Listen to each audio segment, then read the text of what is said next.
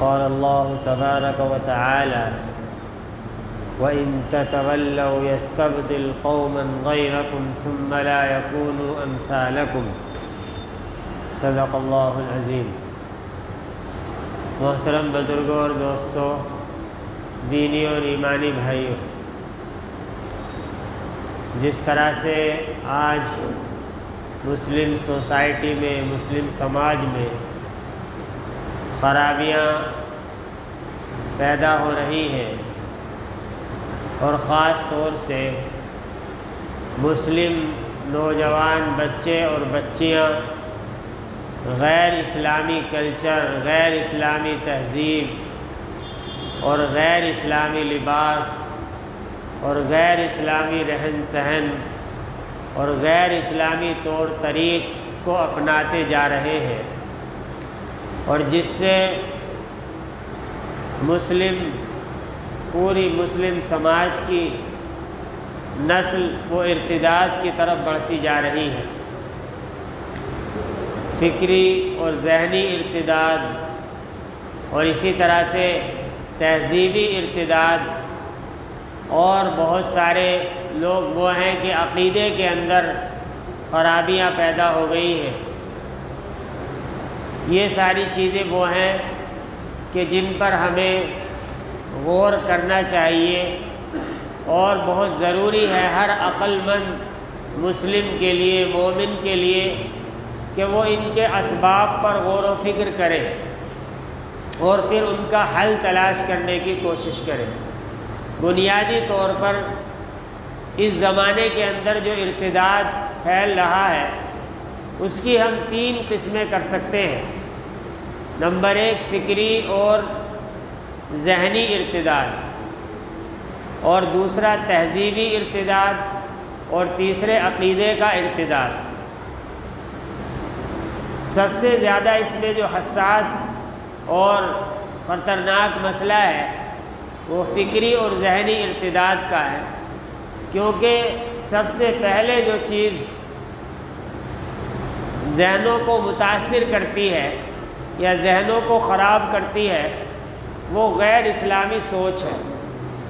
کہ اگر اسی پر ہم قابو پا لیں تو پھر آگے کا مسئلہ وہ آسان ہو جاتا ہے، اور مسئلہ عقیدے تک نہیں پہنچتا اور عقیدہ محفوظ ہو جاتا ہے۔ تو اس کے لیے ہمیں جو خرابیاں ہمارے معاشرے اور سماج کے اندر ہیں، ان کے اسباب پر اگر غور کیا جائے تو چند ایسے اسباب ہیں کہ جو بالکل ظاہر ہیں۔ پہلی چیز ہے مخلوط نظام تعلیم، یعنی لڑکے اور لڑکیوں کا ایک ساتھ تعلیم حاصل کرنا۔ دوسری چیز ہم کہہ سکتے ہیں کہ گھریلو اور معاشرتی بگاڑ، اور تیسری چیز ہے بچے اور بچیوں کی تربیت میں لاپرواہی اور غفلت برتنا، اور اس کے بعد بچے اور بچیوں کا جو حق ہے، اور خاص طور سے جو بچیوں کے حقوق ہیں نکاح کے سلسلے میں یا میراث کے سلسلے میں یا گھریلو مسائل کے سلسلے میں جو ان کو حق ملنے چاہیے، جو ان کے جو حقوق اسلام نے دیے ہیں، ان حقوق سے پہلو تہی برتنا۔ اور پھر جو سب سے بڑا بگاڑ کی وجہ جو ہم جانتے ہیں کہ وہ موبائل کا اور مغربی وسائل کا بیجا استعمال۔ بزرگوں اور دوستوں، ارتداد ایک دم سے کسی قوم کے اندر نہیں آ جاتا کہ پوری قوم وہ اسلام سے، دین سے پھر جائے، بلکہ وہ دبے پاؤں آتا ہے۔ اور جیسا کہ میں نے کہا کہ فکری اور ذہنی ارتداد یہاں سب سے پہلی چیز جو شروع ہوتی ہے، اور اس کے جو اسباب میں نے بتائے ہیں ان میں سب سے پہلی چیز کہ مخلوط نظام تعلیم، کہ ہم نے اپنے بچوں اور بچیوں کے لیے اس طرح کے ماحول کو تعلیم دینے کے لیے پسند کر لیا اور اس پر راضی ہو گئے کہ جہاں بچے اور بچیاں ایک ساتھ اور ایک ہی بینچ پر بیٹھ کر یا ان کو تنہائی میں اور خلوت میں کئی گھنٹے گزارنے کا موقع ملتا ہے، تو اب ہم ذرا غور کریں کہ جب یہ ماحول ہوگا اور پھر اس کے ساتھ ساتھ وہ ایسے اداروں کے اندر، ایسے اسکول اور کالجز کے اندر جو ہمارے بچے یا بچیاں پڑھنے جا رہے ہیں کہ جہاں وہ صبح سے شام تک غیر اسلامی ماحول، غیر اسلامی ثقافت اور غیر اسلامی تہذیب اور روایات کو دیکھتے ہیں، اور ان کو ظاہر سی بات ہے کہ جب ان کے سامنے اس طرح کا ماحول ہوگا، پڑھانے والے یا پڑھانے والیاں وہ غیر اسلامی لباس میں اور فیشن کے اندر اور اس کو وہ دیکھیں گے تو ظاہر سی بات ہے اس کو اپنانے کی بھی کوشش کریں گے، اور پھر وہیں سے ارتداد کا بھی سلسلہ شروع ہوگا۔ اور پھر اسی پر بس نہیں کہ جو نصاب تعلیم کے اندر اسلامی تاریخ کو اور مسلمانوں کو جو ان کی تصویر کو بگاڑ کر اور مسخ کر کے جو پیش کیا جاتا ہے، اور پھر اس پر اوپر ہمارے پڑھانے والے ٹیچر حضرات، اساتذہ اور پروفیسران کہ جن کے دماغ و ذہن کے اندر نفرت بھر دی گئی ہے کہ وہ مسلم قوم کے بارے میں ایسی باتیں کرتے ہیں کہ ان کو ایک بے حیثیت اور پنچر بنانے والی قوم، اور اسی طرح سے مذاق ان کا اڑایا جاتا ہے طرح طرح سے۔ جب یہ ساری باتیں کلاس روم میں اور ان کے دوستوں میں یہ ساری باتیں ہوتی ہیں تو پھر اسلام کے تعلق سے نوجوانوں کے اندر، نوجوان بچے ہوں بچیاں ہوں، احساس کمتری کا وہ شکار ہو جاتے ہیں، اور یہ چیز ان کے ذہنوں میں رچ بس جاتی ہے آہستہ آہستہ کہ گویا کہ وہ مسلم اسلام کو بہت اور مسلمانوں کو ایک پست قوم اور بہت زیادہ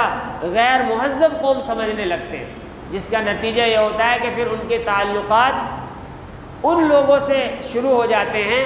کہ جن کو وہ بڑا ترقی یافتہ سمجھتے ہیں، جن کو مہذب اور کلچرل سمجھتے ہیں، اور پھر یہیں سے وہ بگاڑ شروع ہو جاتے ہیں سارے کہ جب ہمارے بچیوں کے ان غیر مسلم بچیوں سے تعلقات پیدا ہوں گے یا بچیوں کے غیر مسلم بچوں سے تعلقات پیدا ہوں گے تو پھر ظاہر سی بات ہے کہ ان کا کلچر اور ان کی تہذیب، ان کی فکر اور ان کی سوچ وہ ذہنوں کے اندر راسخ ہوتی چلی جائے گی۔ تو یہ سب سے پہلی چیز اور بری چیز جو جس کی وجہ سے اور جس راستے سے ارتداد آتا ہے کہ وہ ایسے اسکول اور کالجز ہیں کہ جہاں پر مخلوط تعلیم ہوتی ہے، یا جو ایسا نصاب پڑھاتے ہیں، یا جہاں پر اس طرح کے ٹیچر اور پروفیسران حضرات ہیں کہ جو ذہنوں کے اندر مسلم قوم کے تعلق سے، مسلمانوں کے تعلق سے اور اسلامی تاریخ کے تعلق سے جو صاف ستھری اور شاندار تاریخ ہے کہ ان کو خوخوار بنا کر، اور اسلامی ہیروز کو کہ جن کی تاریخ کو ہمارے نوجوانوں کو صحیح شکل و صورت میں اگر پڑھیں اور پڑھنا چاہیے تو پھر ان کو اپنے اوپر فخر ہوگا، اپنے شاندار ماضی کے کارناموں پر ان کو فخر ہوگا، لیکن اس کو اس طرح سے پیش کیا جاتا ہے کہ وہ وحشی تھے، گویا کہ وہ خوار تھے، یہ لڑاکو اور جنگجو وہ لوگ تھے۔ تو اس طرح سے پھر ان کے اندر مسلمانوں سے نفرت کا پیدا ہونا اور اسلامی طرز زندگی سے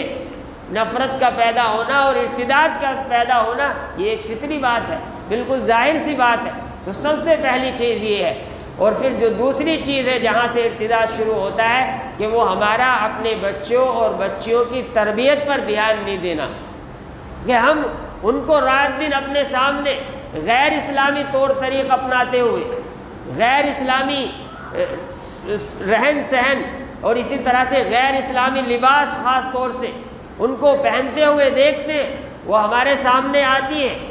بچے ہوں یا بچیاں ہوں، اور پھر ہم ان کو نہیں ٹوکتے، ہم ان کو یہ سمجھتے ہیں کہ ابھی تو چھوٹی بچی ہے، چھوٹی ہے، اور یہ کہتے کہتے وہ جوانی کی دہلیز پر پہنچ جاتی ہے یا وہ بچہ پہنچ جاتا ہے، اور ہم نے ان کو غیر اسلامی طور طریق پر، غیر اسلامی لباس پر،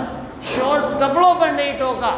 ان کے وہ کپڑے یا وہ شارٹس ہوں یا وہ ایسے چست اور ٹائٹ کپڑے ہوں جس میں پورا بدن جھلکتا ہوا نظر آتا ہے کہ جب ہم نے ان کو ڈھیل دی، ان کو ایسی آزادی دی، پھر اس کے بعد آگے جب وہ اپنے ہاتھ سے نکل جاتے ہیں اس کے بعد ہمیں برا لگتا ہے، ہم ٹوکنے کی کوشش کرتے ہیں، لیکن جب وہ چیز ذہن میں پختہ ہو گئی، رچ بس گئی، اور پھر اس کے بعد اگر ہم ٹوکیں گے، ہم منع کریں گے تو پھر وہ بغاوت کے راستے پر اتریں گے، اور ظاہر سی بات ہے وہ ایسا ماحول تلاش کرنے کی کوشش کریں گے کہ جہاں ان کو ان سب چیزوں کی آزادی ہو، اور پھر اس کے نتیجے میں وہ ایسے لڑکوں سے، ایسے نوجوانوں سے تعلق اپنے بناتے ہیں، یعنی غیر مسلم نوجوانوں سے، کہ جو ان کو سنہرا خواب دکھایا جاتا ہے، اور پھر وہ ارتداد جو ہے جو ہماری قوم کے اندر آتا ہے وہ دبے پیر اور اس راستے سے۔ تو ہمیں اپنی اور اس میں یہ بھی خاص طور پر دھیان رکھنا ہے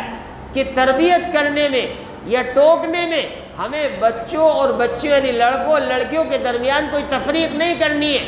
بعض جگہوں پر ایسا ہوتا ہے کہ ہم نے بچیوں پر تو بہت زیادہ ٹوکا ٹاکی کی، ان پر سختیاں کرنی شروع کی، ان کے موبائل پر بھی، ان کے پہننے پر بھی، لیکن لڑکوں کو ہم نے پوری آزادی دے دی، کھلی چھوٹ دے دی کہ وہ رات بھر موبائل چلا رہا ہے تنہائی میں، یا وہ باہر لڑکوں کے ساتھ میں، اپنے لچے لفنگوں کے ساتھ میں اور بگڑے ہوئے اپنے دوستوں کے ساتھ میں مٹر گشتی کر رہا ہے، کہاں پھر رہا ہے ہمیں کوئی معلوم نہیں ہے، اس کو پوری آزادی دے رکھی ہے۔ اور ادھر بچیوں کو ہم نے اتنا ان پر سختی کر دی، جب بہنوں کے سامنے، لڑکیوں کے سامنے، اور یعنی اس طرح سے وہ دیکھیں گی کہ اس کو آزادی دی جا رہی ہے، تو اس کے اندر بھی پھر بغاوت پیدا ہوگی اس طرح سے، اور اس طرح سے وہ ایک غلط قدم اٹھانے پر پھر مجبور ہو جاتی ہے۔ لہذا ہمیں بچوں اور بچیوں دونوں کی تربیت پر پورا دھیان رکھنا ہے۔ جب حضرت مولانا یحییٰ صاحب دامت برکاتہم تشریف لائے تھے تو ان سے جو ہے یہ ان کے کانوں میں اس طرح کی بات پڑی کہ بچیوں کے ارتداد جو ہے واقعات پیش آ رہے ہیں، تو اس کے بارے میں کچھ کہا جائے۔ تو انہوں نے اس وقت جب وہاں پر بیان کیا تھا اس میں یہ کہا تھا کہ ہم نے بچیوں کے ارتداد پر تو ہم دیکھتے ہیں اور اس کو جو ہے بہت خطرناک سمجھ رہے ہیں، لیکن ہمیں یہ نہیں معلوم، اور وہ انہوں نے کہا کہ میں یقین کے ساتھ کہہ سکتا ہوں کہ بچیوں سے زیادہ، لڑکیوں سے زیادہ ہمارے لڑکوں اور ہمارے نوجوانوں کے اندر ارتداد آ چکا ہے، اور یہ حقیقت ہے کہ ہم ان پر دھیان نہیں دیتے، ان کی ہمیں تربیت کی کوئی فکر نہیں ہے، ان کے بارے میں ہمیں معلوم نہیں ہے کہ ان کے موبائلوں میں کیا کچھ ہے اور وہ کیا کچھ کرتے ہیں، کہاں وہ رہتے ہیں، ان کی راتیں کہاں گزرتی ہیں، ان کے رات اور دن، ان کی شامیں اور ان کے ہوٹل بازیاں وہ سب کہاں گزرتی ہیں۔ تو لہذا اس میں ہمیں دونوں طرف دھیان رکھنے کی ضرورت ہے، جس طرح سے بچیوں پر دھیان دینے کی ضرورت ہے، ان کے موبائل پر نگاہ رکھنے کی ضرورت ہے، ان کے کیمپس پر نگاہ رکھنے کی ضرورت ہے، ان کی تعلیم پر، ان کے پہناوے پر، ان کی خاص طور سے جو غیر اسلامی لباس ہے، شورٹس لباس ہو یا وہ غیر ساتر، غیر اسلامی یا اس طرح کا ٹائٹ اور چست لباس کہ ان کو ہرگز ہمیں ان سے چھین کر پھینک دینا ہے، ان کو یہ کام ہمیں ضرور کرنا ہے۔ اگر ہم اس کو نہیں کریں گے تو پوری نسل آنے والی وہ بے حیا اور بے شرم ہوگی، پھر وہ زناکاری اور بدکاری کی طرف جائیں گے، اور پھر یہ سیلاب اور یہ طوفان ہم سے رک نہیں سکے گا۔ اس لیے ہمیں عہد کرنا ہے کہ ان کے جو غیر اسلامی لباس ہے، شورٹس ہے یا چست ہے، کہ ہمیں ان سے چھین کر پھینک دینا ہے، ان پر کینچی چلا دینی ہے، ان کو جلا دینا ہے، ان کو صحیح اسلامی لباس پہنائیے۔ یہ بہت ضروری ہے، اس وقت کا اہم مسئلہ ہے کہ اس پر ہم چھوٹے سمجھ کر، بچے سمجھ کر ان کو آزادی دیتے ہیں، اور پھر بڑے ہو کر وہ کام کر گزرتے ہیں کہ جن کی ہمیں توقع بھی نہیں ہوتی۔ لہذا اس پر توجہ دینے کی ضرورت ہے۔ اور ایک ضروری اور اہم بات اسی سلسلے کی یہ ہے کہ جس طرح سے اب ہمارے موانے میں یہ میلہ شروع ہوا ہے، سب سے زیادہ اگر یہ بات کہی جائے کہ ہماری مستورات، ہماری خواتین اس کو آباد کرتی ہیں جا کر، یہ کیا بات ہے؟ یعنی بازاروں میں بھی جب ہمیں نظر آئیں گی تو زیادہ برقع پوش خواتین نظر آئیں گی، اسی طرح سے میلوں ٹھیلوں کے اندر بھی، کیا وہ صرف اور صرف ہماری خواتین کے لیے؟ ہم نہیں جانتے کہ وہاں پر کیا کیا برائیاں ہیں، کیا کیا خرابیاں ہیں، اور بہت سارے لچے اور لفنگے اور گنڈے وہ خاص طور سے اسی لیے جاتے، بھیڑیا صفت انسان وہاں پر، اور غیر مسلم نوجوان وہ صرف اسی لیے جاتے کہ وہ چھیڑخانی کریں ہماری عورتوں کے ساتھ میں، ہماری مستورات کے ساتھ میں۔ تو ہم کیوں اپنی بچیوں کو، اپنی نوجوان بچیوں کو، اپنی گھروں کی عورتوں کو بے محابہ اور آزادانہ طور پر اور بلا ڈر کے ہم وہاں پر ایسی گندی جگہوں پر بھیجتے ہیں؟ ہمیں اس پر لگام کسنی چاہیے، اس پر ہمیں توجہ دینے کی ضرورت ہے۔ اللہ تبارک و تعالی عمل کی توفیق عطا فرمائے۔